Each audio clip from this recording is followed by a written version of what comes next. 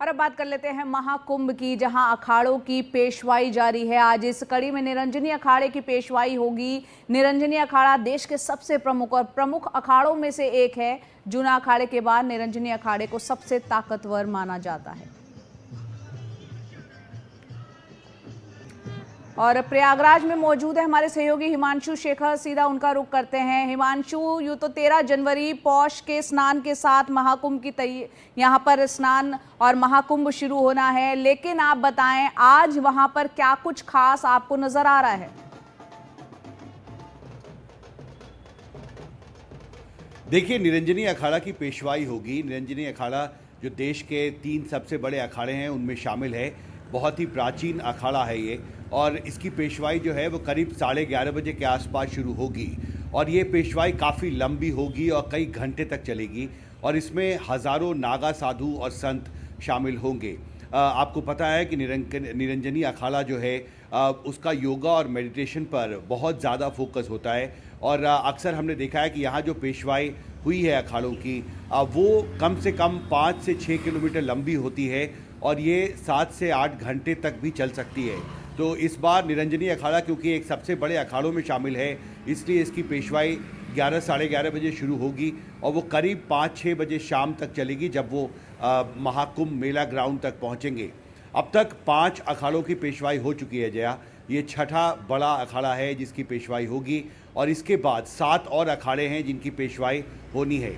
और जिस रूट से ये पेशवाई आगे बढ़ेगी, ये प्रोसेशन आगे बढ़ेगा, वहाँ पर सुरक्षा के बहुत पुख्ता इंतज़ाम किए गए हैं और 1000 से ज़्यादा पुलिसकर्मियों को उस पूरी रूट पर तैनात किया गया है। जया जी हिमांशु, आप क्योंकि वहां पर काफी वक्त से मौजूद हैं, आप बताएं वहां पर, क्योंकि करोड़ों की तादाद बताई जा रही है आम लोगों के वहां पहुंचने की, किस तरह की तैयारियां आपको देख पा रहे हैं वहां पर ग्राउंड पर?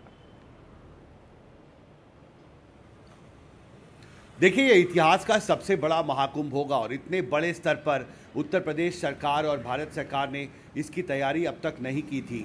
और इसका एक छोटा अंदाज़ा आप इस बात से लगा सकते हैं कि जो अर्थव्यवस्था खड़ी होगी इस महाकुंभ से, जब 40 करोड़ श्रद्धालु यहाँ पहुँचेंगे, वो अर्थव्यवस्था 2.25 लाख करोड़ तक हो सकती है। इसका एक अनुमान यहाँ पर प्रशासन को, सरकार को है, और इसको देखते हुए बहुत बड़े स्तर पर यहाँ पर तैयारियाँ की जा रही हैं। घाटों का पुनर्निर्माण किया गया है, 3 नए घाट तैयार किए गए हैं। साथ ही जो सुरक्षा के जो इंतज़ाम है, हमने देखा है एनएसजी के कमांडोज़ हैं, नेवी के मार्कोस कमांडोज़ हैं, यूपी के एटीएस कमांडोज़ हैं, उनके स्टैंड्स भी वहाँ पर जहाँ पर ये शाही स्नान होगा, और जो 13 जनवरी से 26 फरवरी के बीच जहाँ सबसे ज़्यादा लोग होंगे संगम इलाके में, वहाँ पर मेला ग्राउंड पर इनके कैंप्स लगाए गए हैं। एनएसजी के ब्लैक कैट कमांडोज सर्वे कर रहे हैं इलाके का, और पूरी कोशिश है कि इस दौरान किसी भी तरह का अगर हादसा होता है या फिर होस्टेज क्राइसिस होती है तो उससे सख्ती से निपटा जाए।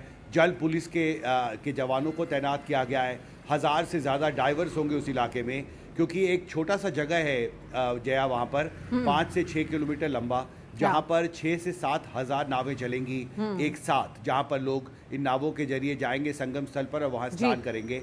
तो उसको पूरा जैसे रोड पर ट्रैफिक का इंतज़ाम होता है, उस तरह से नदी पर रिवर ट्रैफिक का एक बहुत बड़ा प्लान जो है वहाँ पर इम्प्लीमेंट किया जा रहा है। बिल्कुल, एक बड़ी जिम्मेदारी है यहाँ पर। करोड़ों की तादाद में 40 करोड़ संख्या बताई जा रही है भारतीय वहाँ पहुँच सकते हैं महाकुंभ के दौरान। बहुत बहुत शुक्रिया हिमांशु ये जानकारी देने के लिए।